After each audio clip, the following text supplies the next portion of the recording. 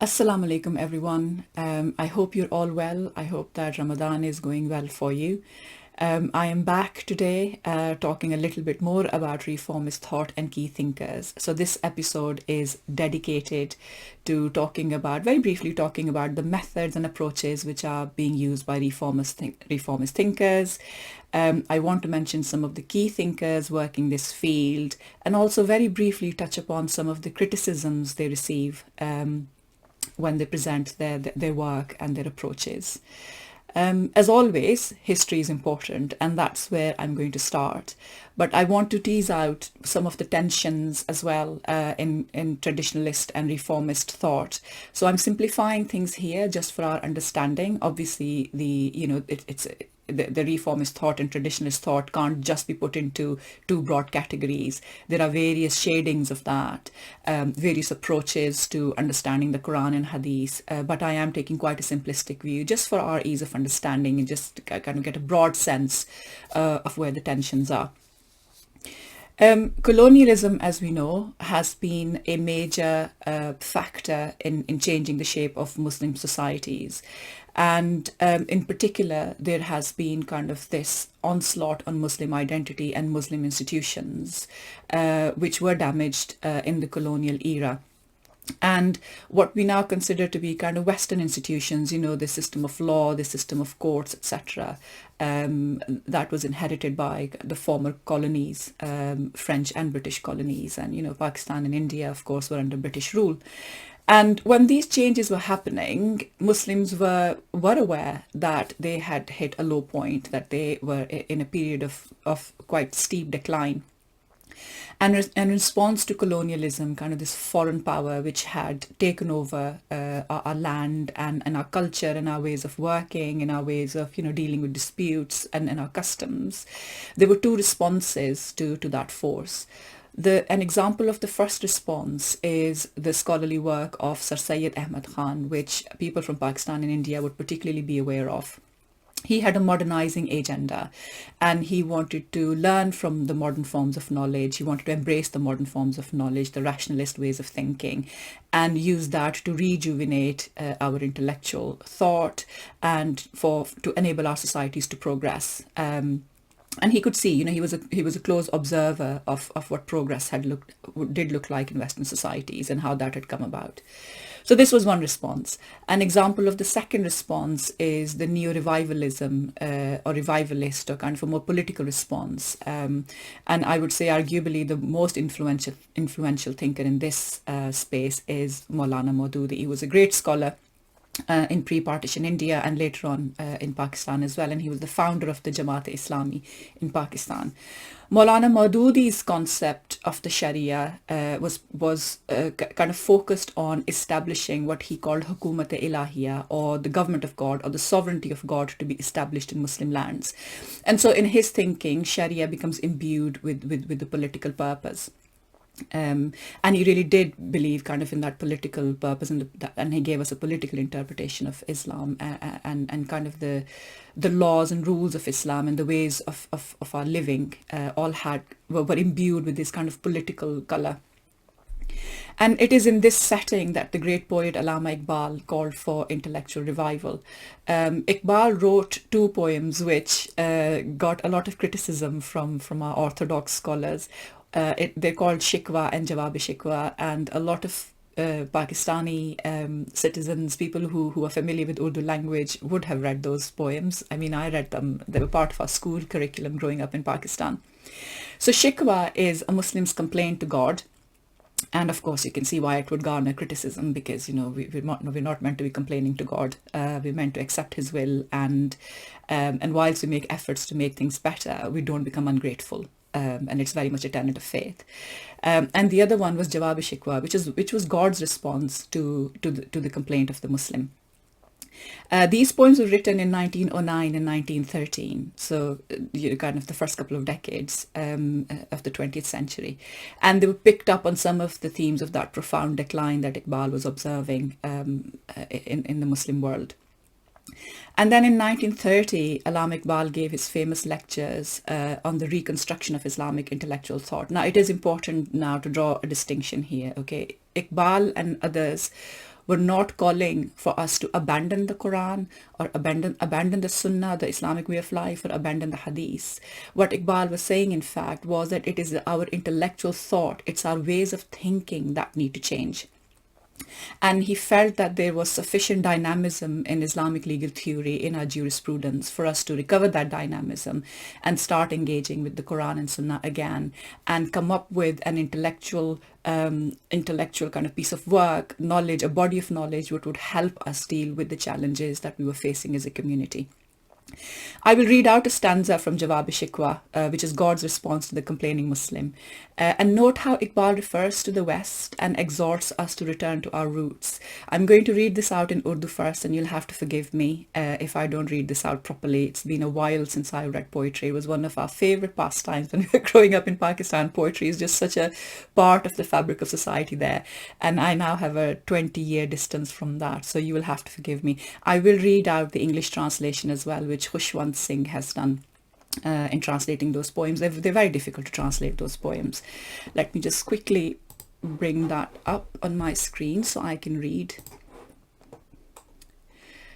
So Iqbal says, कौन है तारिके आईने रसूल मुख्तार, मसलहत वक्त की है किसके अमल का मयार, किसकी आंखों में समाया है शार अगियार, हो गई किसकी निगे तर्ज सलफ से बेजार, कल्ब में सोज नहीं, रूह में एहसास नहीं, कुछ भी पैगाम मोहम्मद का तुम्हें पास नहीं. Who abandoned our chosen messenger's code and its sanctions, who made time serving the measure of your actions, whose eyes have been blinded by alien ways and civilizations, who have turned their gaze away from their forefathers' traditions. Your hearts have no passion, your souls are of spirit bereft, of Muhammad's message, nothing with you is left. So you can see how Iqbal is, teasing out these themes around abandoning Muhammad's constitution and becoming very enamored with an alien civilization whose ways we want to imitate, but whose knowledge traditions and our own knowledge traditions we don't want to embrace. The last 150 years, so I suppose in a nutshell, if you look at the history now of our intellectual thought, the last 150 years have been an amazing, vibrant field. And I see this as a turning point when this kind of thought starts to emerge at the height of colonialism. And Wael Hallaq, who's a very, very brilliant scholar of Islamic law, Professor Wael Hallaq talks about this in his book Sunni Legal Theories and in the Evolution of Islamic Law as well. He talks about how for a very long time Islamic law had kind of settled, and this idea that we had to rely on revelation and not use reason very much had been accepted. And then suddenly we come across all of the changes post-enlightenment in the Western society. Human reason takes the top seat. The church's influence reduces, the influence of revelation and religious wisdom reduces. And then we start seeing these tensions play out in Islamic intellectual thought as well. And that's why in the last 150 years we've seen such amazing work emerge. But then also with that, all of the tensions have emerged around what role does revelation, does the Quran and the Prophet's teachings play in our lives, and what role does reason play in our lives. I mean, example could be, how we do moon sighting. Should we rely on our ulama to do moon sighting, or should we rely on the scientists, the meteorologists to give us the data to find the moon? So you can see some of the tensions there. And so while modernizing scholars like Sir Syed Ahmad Khan were advocating that we should embrace scientific knowledge and rationality whilst we return to the teachings of the Quran, they were being dismissed as Western and secularizing. The traditional scholars wanted the good old days back, including the Islamic Empire. Now, Ibrahim Musa, in his 2003 paper, the paper's titled The Debts and Burdens of Critical Islam, it's a great paper, do read it, it's easily available on the internet. Ibrahim Musa says, and I quote, "That version of tradition continues its passage through the modern period, largely by resisting modernity or grudgingly adjusting to modernity on its own terms." So when I refer to traditionalism, I refer to the version that wants to walk back to an idealized past. And I've done a little diagram which shows this movement. Okay, it's really important to understand where the pull is, where the movement is, kind of where is traditionalist thought trying to take us, and then where is reformist thought trying to take us. The cone of vision is completely different. Let me just quickly bring up, I've just got this one little slide I've done. to explain that. Okay, I hope that this should be legible, easily readable. In the middle, you see kind of this wavy little rectangle, which I've titled the now moment. The now moment is how Farid Isaac, when he talks about interpretation of the Quran and approaches to interpretation of the Quran, he describes our present contemporary moment as the now moment, right? This is the time we are in now. I'm in living in the year 2023. This is my now moment. And if I'm stood here, then if I were to adopt the ways of thinking of the traditionalist intellectual thought, and I'm not saying that traditionalist intellectual thought is all wrong. I think their critique of modernity, certainly their critique of, the hypersexualization of society, their critique of hyperfinancialization of society are all important things. So there are important contributions they're making. But when it comes to the rules and regulations framework, which is very dominant, the pull is to walking back to the past. So I've put an arrow of time in green right at the bottom, right? So this goes from past to future. And if you imagine the triangles to be the cone of vision, if I'm stood in the now moment and I have traditionalist ways of thinking, I want to move towards that idealized past, the 7th century Hijaz in which the Quran and Hadith were revealed. So my concerns and my ways of thinking and what I want kind of in terms of the fruition, the realization of the Quranic message, it seems to be attached to that past, the sense that we almost need to recreate it if we're going to bring the glory of the Quran back again. The most horrible example that we saw, and this is a political example, the most horrible example we saw was when ISIS reintroduced slavery. And that gets you thinking, doesn't it, that they had to reintroduce an institution that has been universally condemned across all human societies now, and it is seen as demeaning and dehumanizing and undignified. And they reintroduced it. They reintroduced the auction of women in markets, selling them as slaves. And so there's this time warp that some of this thought takes us to, the extreme versions of some of this thought. So our relationship with the past is really messed up, and I've said that before in the earlier episodes as well. And I'm not saying that all traditionalists are doing that, but even amongst very moderate versions of traditionalist thought, there is kind of this love of the past, right? And what it does is it almost makes the case that the Quran cannot be lived and realized in our now moment, that it can almost not inspire us in our now moment, and we need to recreate the conditions of the past to actually live the Quran fully. And so I've put these little footsteps in to show kind of where the movement is standing to, right? If you look at what reformists are trying to do, they're also stood in the now moment. And I've seen that those two cones of vision are attached to each other, okay? They're not separate because they are linked. Reformist thought does not live outside the tradition of Islam. It lives within it, as I'll explain in a moment. But the movement is towards the future, okay? So we try to understand the modern world that we live in now and all the challenges, and then we try to understand the future and the challenges that are on the horizon. So the horizons are different, right? The horizon of the traditionalist thought tends to be 7th century Hijaz, Makkah and Medina, in the 7th century when the Quran is being revealed. And then sometimes they extend it to another 3 or 4 centuries to include the compilation of Hadith. And some of the horizon gets fixated with what is said in the Hadith. So things like, women not being allowed to travel, that's kind of fixated into a world which existed 1200 years ago. Whereas the reformist thoughts horizon is in the future, and that's where the concerns are coming from. Let me just revert the screen back to me. There we go. So these tensions, and I'll give you examples how these tensions play out, right? There's certain flashpoints where these tensions play out, and I tend to think of them as the favorites of traditionalist scholars. Now, in terms of resistance to modernity, remember Ibrahim Musa is saying that there is resistance to modernity, and then, or there is grudging accommodation of it, right? If I look at examples of resistance to modernity, segregation comes to mind, segregation of men and women. And it just shows traditionalism's refusal to acknowledge that in a changed world, men and women share public spaces. We share spaces in universities, in colleges, in schools, in train carriages, in buses, in parks. And so we interact with each other. This has implications for how we interact with each other. So rather than looking at how we interact with each other and how we can take inspiration from the modesty rulings in the Quran when those interactions happen, traditionalists insist that no, we must segregate. And that segregation is actually the vision of Islam. Islam wants us to segregate, okay? Another area where resistance to modernity shows up, particularly again and again, and it's actually quite upsetting for Muslim women, is marriage. So marriage is always conceived of in pre-modern terms. And every time marriage is talked about, it's talked about in terms of a gender hierarchy. So you have the man who's the head of the household and the woman is his subordinate in marriage, okay? And I would say even reformist scholars who are very forward-looking, even like Javed Ahmed Ghamidi, for example, still prescribes to that view. And I will dedicate a separate episode, maybe a few episodes to that because it's such a complex issue.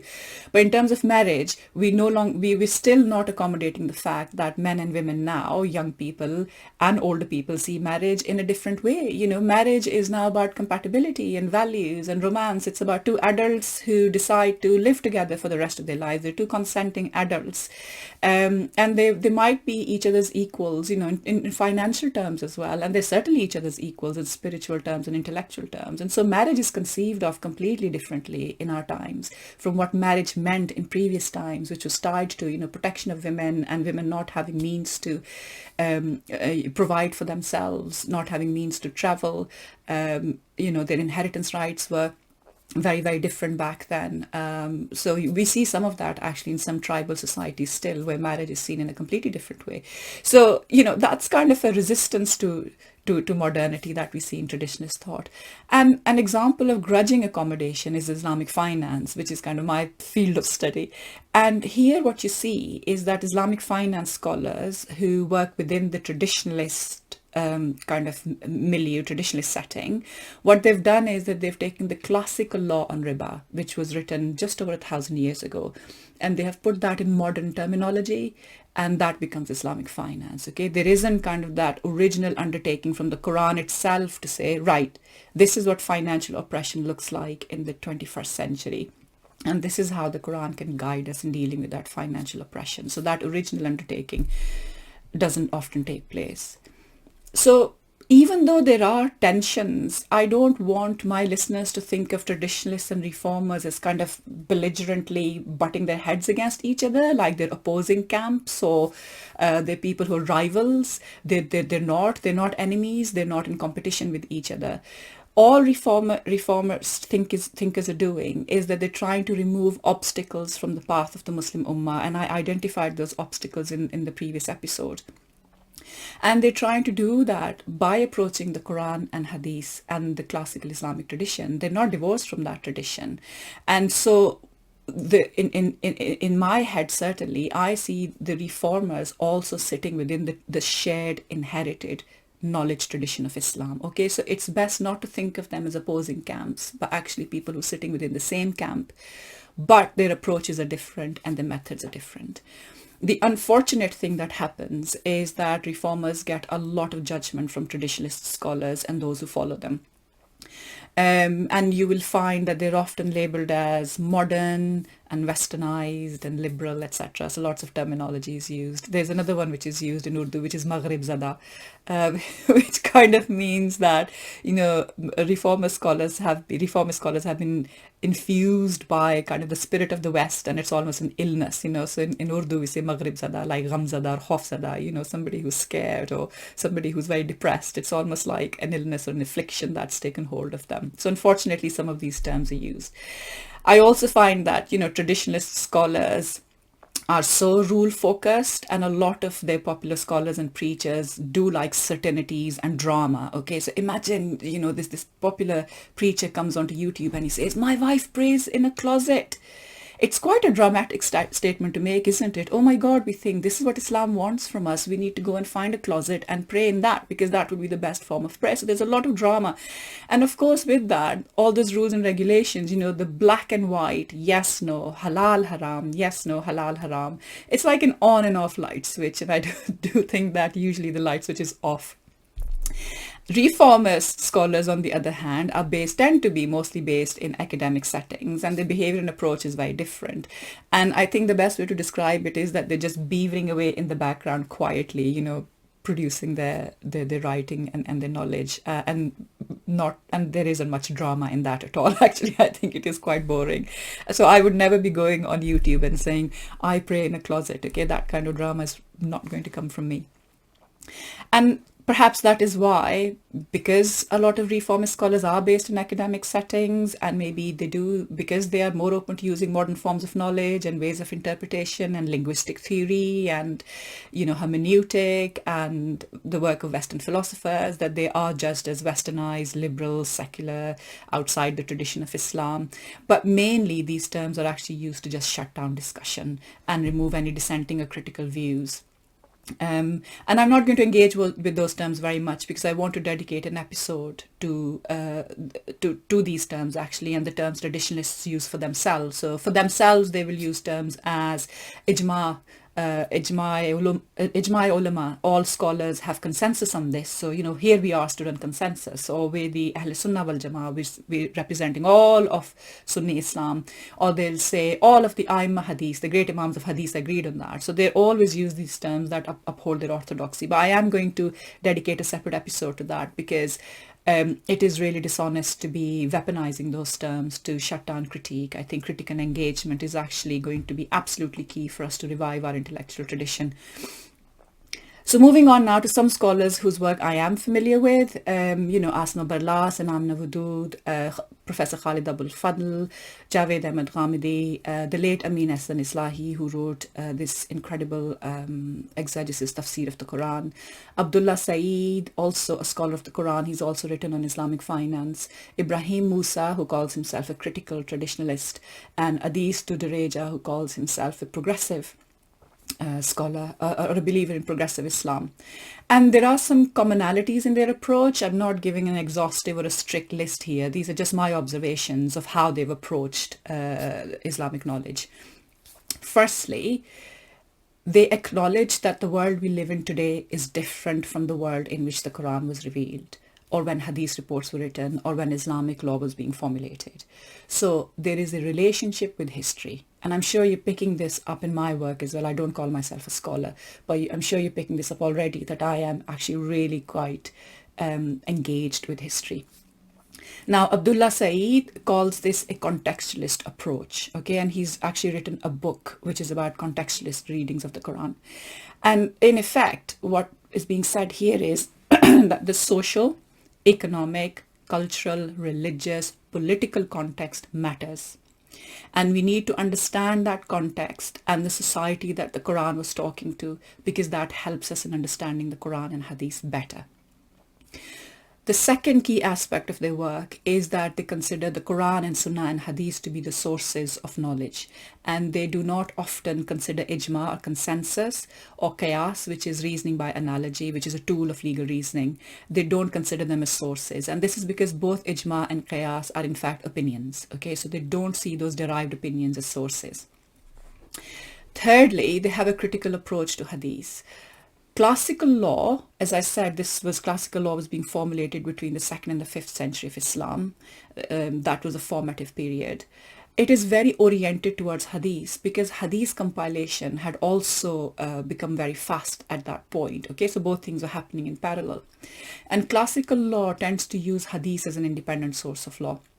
Now, this change happened post Imam Shafi'i, and Wael Halak has written about this in his book Sunni Legal Theories, and he talks about how reason and opinion and the idea of community practice had a much bigger role to play in approaching the Quran. But when Hadith was formulated, then the understanding of the Quran was kind of then became I have used the word ossified before. I know it's a negative word, but it kind of became more concrete because it lived within the Hadith tradition, and Hadith was used to understand these things. Now, reformist scholars would say that Hadith is a collection of singular reports. Okay, we call them khabre ahad, and they present a speculative source of knowledge. Ilm zanni, it's called in usul al-fiqh terminology. Okay, so it is speculative knowledge. It can be criticized. It can be checked for authenticity, and that's different from the Quran. The Quran is certain knowledge, okay, or ilm qat'i as it's called, which means that there is no doubt about the truthfulness of the Quran. So a lot of reformist scholars will have a critical approach to hadith. Now, that's not to say that that's a negative approach to hadith, but actually it's a more cautious approach to hadith. And mostly there is this awareness that we should not be abusing or misusing hadith, okay? And certainly hadith is often not used as a basis for law on its own. And we see that approach perhaps most markedly in the approach of Jawab Ghamidi, who's a Pakistani scholar, now lives in America because he was seeing a lot of opposition and threats when he was in Pakistan, threats from extreme terrorist organizations. The fourth key aspect of the reformist thought is that they tend to analyze the purpose of Sharia, and they tend to do that in quite a bit of detail. They're quite engaged with this idea of what is it that God's law, Sharia, wants from us. So I mentioned earlier that for Maulana Maududi, the purpose of Sharia was to kind of create this collective political system, which he then called Hukumat-e-Ilahiyya, or the sovereignty of God, or the government of God. Okay, so it had a political purpose. For Javed Ahmed Ghamidi, the purpose of Sharia is to do tazkiyah. Tazkiyah means to purify our souls, to purify our nafs, purify our beings, so we become better people, and as we become better individuals, we become better societies. So this is how he explains the purpose of Sharia, or God's law, and all those rules and regulations we get from God. Professor Khalid Abul Fadl says that the purpose of Sharia is to bring beauty and harmony and balance. And for him, Sharia should create a beautiful world. Okay, this is his way of expressing that. So that's kind of his approach. The fifth key aspect of reformist thought is that there is an engagement with the nature of modern developments. Okay, reformers want to try to understand how democracy came about, what democracy means in terms of our contract as citizens with other citizens, with the government, with the rule of law. They want to understand that. What does political representation mean? Is this something that the Quran accommodates? They want to understand how nation states work and how centralized authority in modern nation states. Remember, modern nation states are not that old. Okay, the Ottoman Caliphate ended in 1921. Here we are in 2023. So the nation state is just hardly a year old, maybe just a few decades, I would say 150 years old that the concept would come about. So it's a new concept. This is how we live now in countries. And this is Pakistan, this is India. This is not how the world was configured 100 years ago. And also reformist scholars are really engaged with this idea of human rights. So Dr. Khalid Abul Fadl particularly talks about the human rights framework as embodying the Quranic concept of justice. Okay, so one formulation of the Quranic concept of justice is to develop a legal framework that gives basic rights and freedoms to all human beings. Okay, so that's how he approaches that. So this engagement with understanding modern developments and the modern world in which we live. And then the sixth aspect, and I think this is a really important one, and I would say quite differentiating, is that there is more of an accommodation of the aesthetic and ethical aspects of our existence. Okay, so reformist scholars have a very different attitude to music and the arts. Certainly in the last 40 years, we have seen kind of the Salafist manhaj has become very dominant, that way of thinking has become very dominant, and with that we've seen this Puritanism enter Islam, this puritanical thinking, and this shows up in fatwas like music is haram and singing is haram, and producing artwork of this type is haram, and you can't take photos, and kind of the engagement with the arts and music, the things that nourish the aesthetic aspects of our soul. There is a lot of resistance to that, okay, and often a lot of people don't engage with these things, or a lot of Muslims actually don't send their children into fields like the arts and even the humanities, because there is a resistance to that, and that resistance is often religious, and we hear quite strict fatwas about that. So reformists will take a different view. So just want to conclude by saying that reformist scholars are now outside Islam. They're not these westernized liberal beings who want to do away with the moral boundaries of the Quran, or are not inspired by the Quran.